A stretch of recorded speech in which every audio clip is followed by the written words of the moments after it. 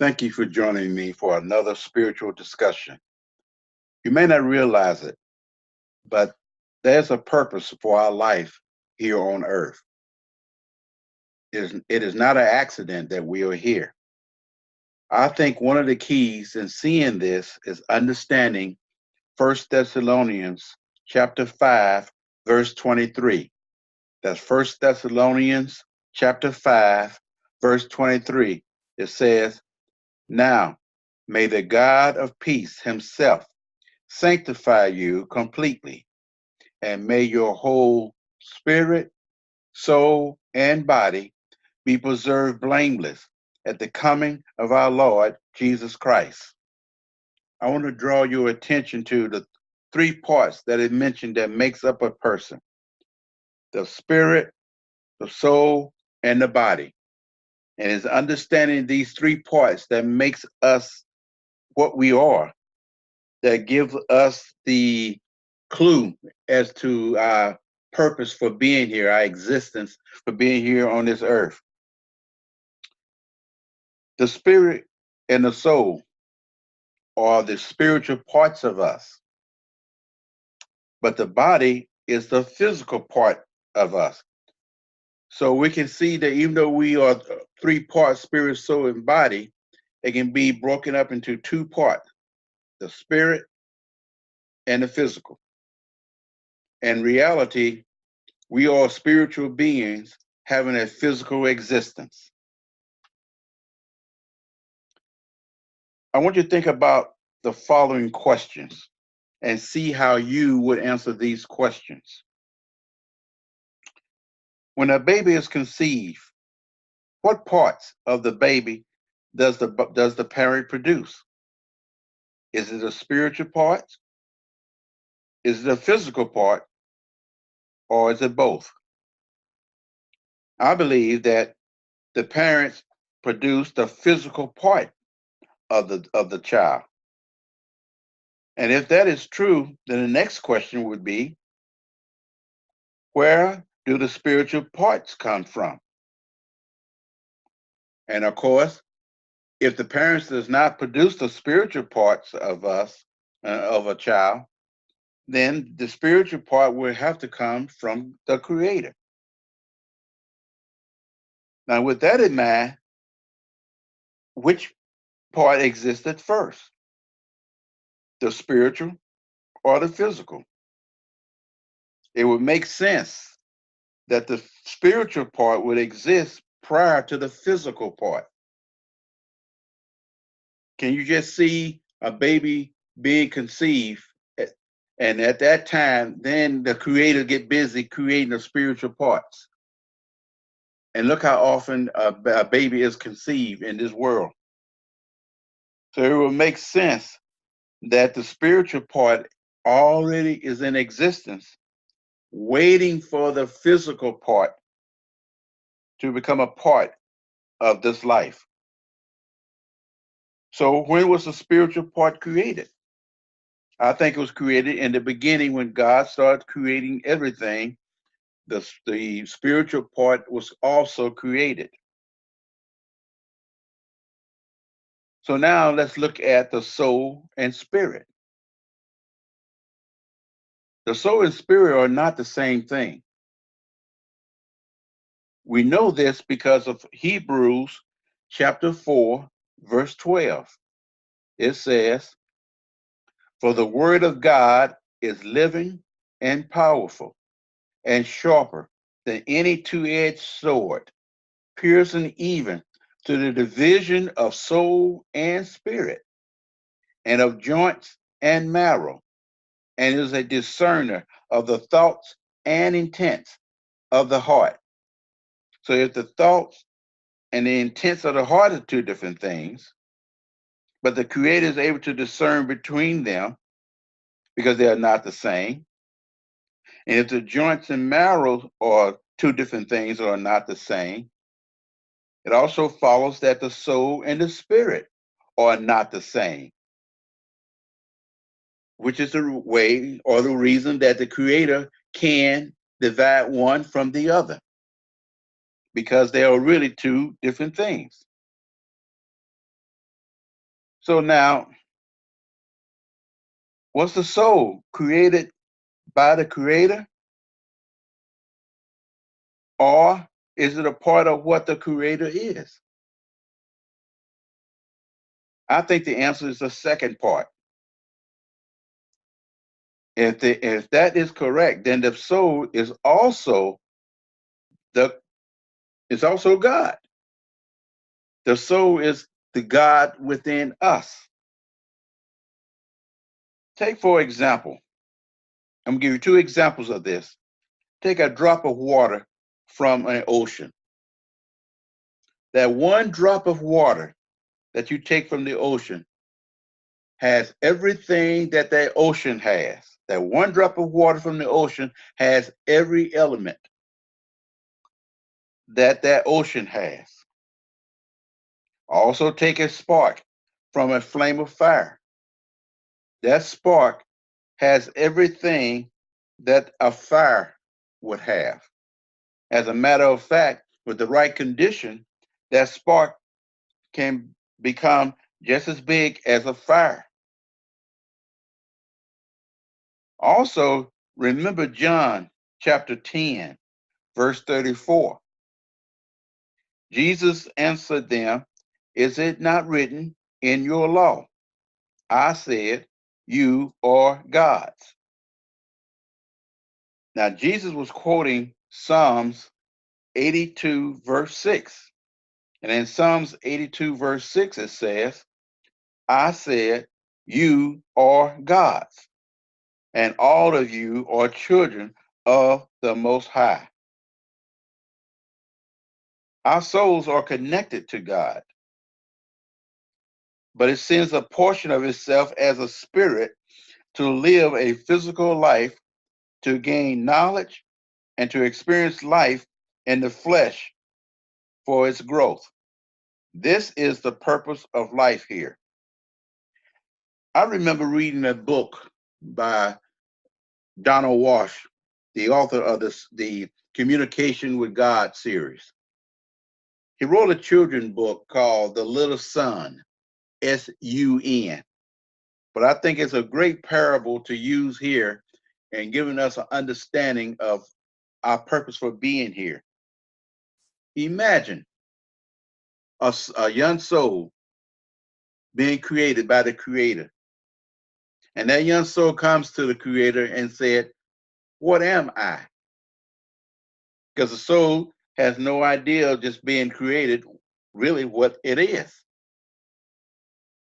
And the Creator says, "I am light. And therefore you are light. You are light because I am light." And that's what you are. You are light. But the soul really has no understanding of what light is, because everything there with the Creator is light.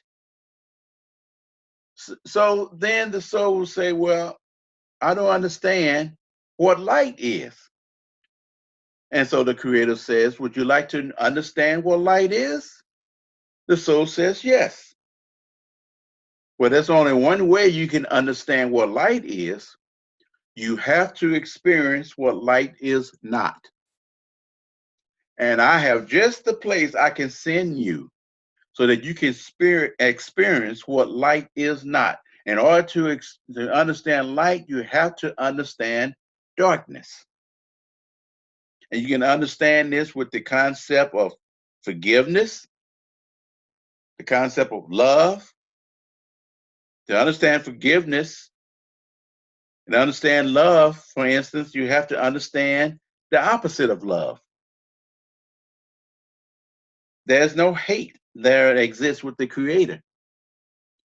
But the soul can be sent here on earth to experience the opposite of love.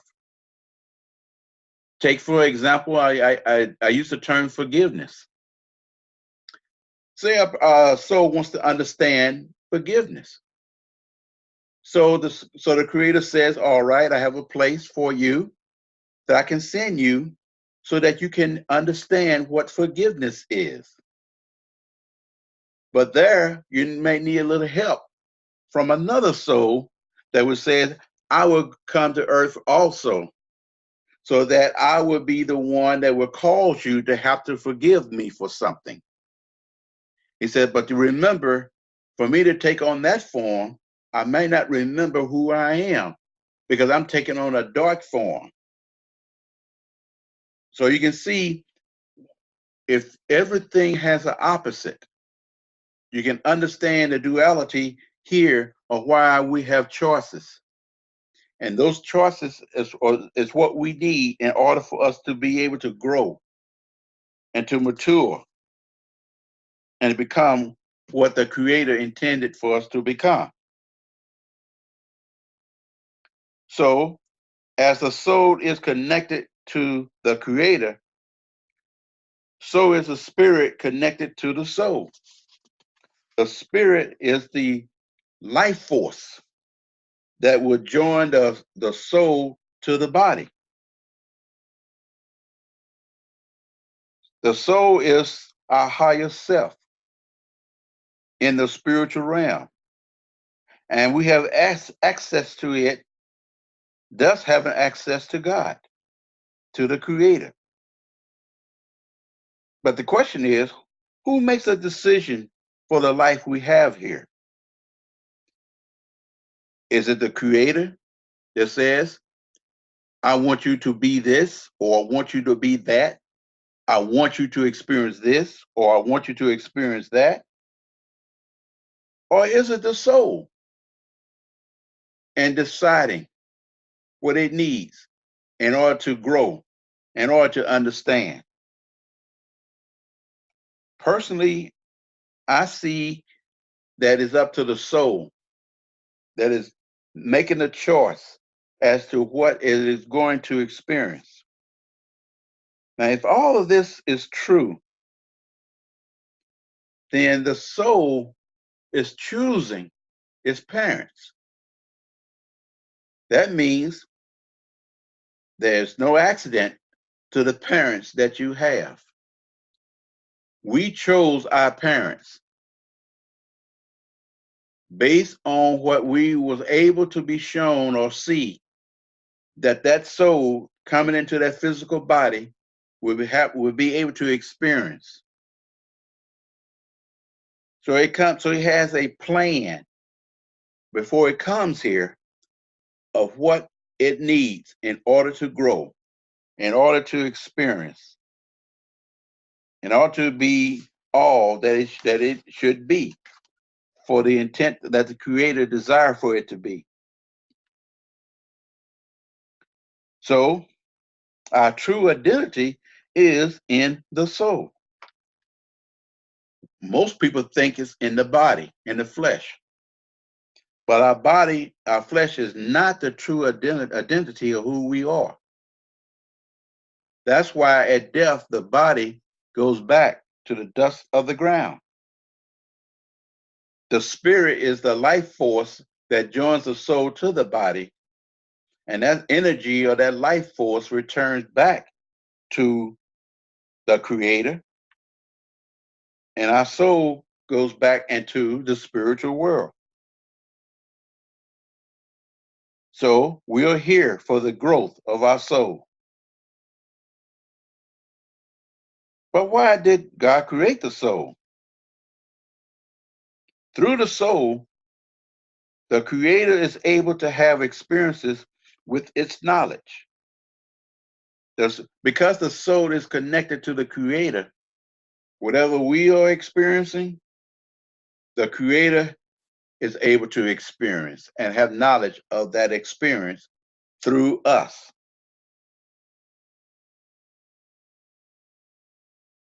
Now, this may be hard for some people to accept,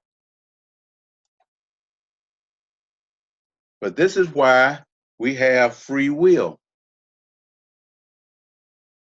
And have you noticed that the Creator really doesn't stop anything that goes on here on earth with an individual with choices that is made?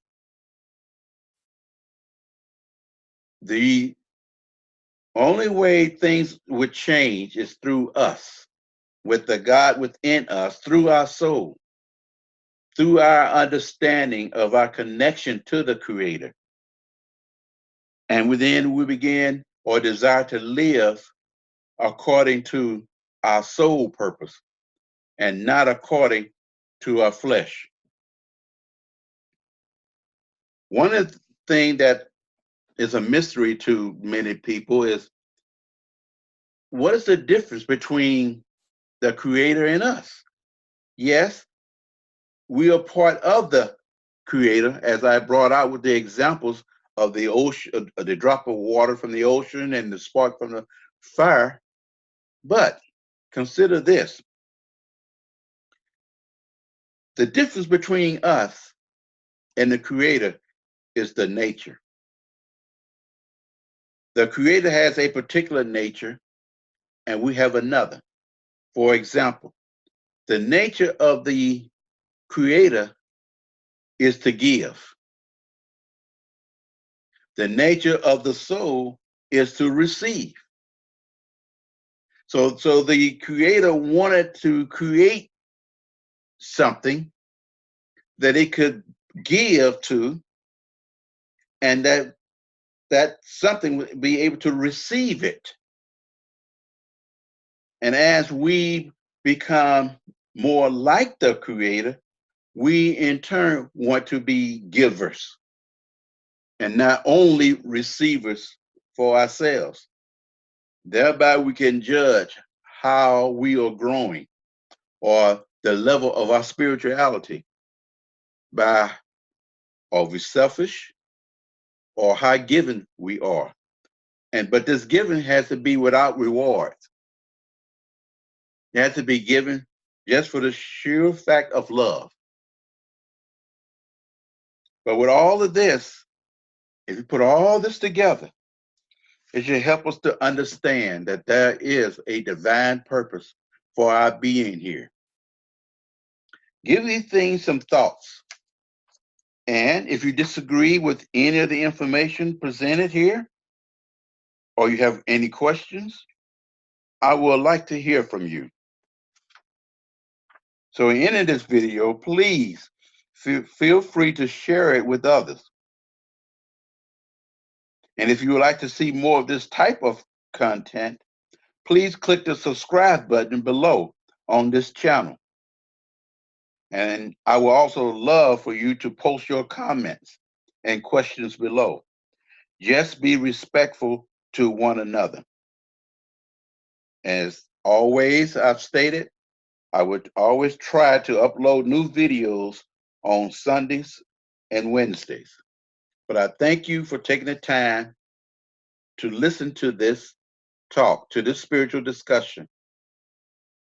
And I hope it's something that will cause you to ponder, to give some thought to realize there is a purpose for this life. Thank you.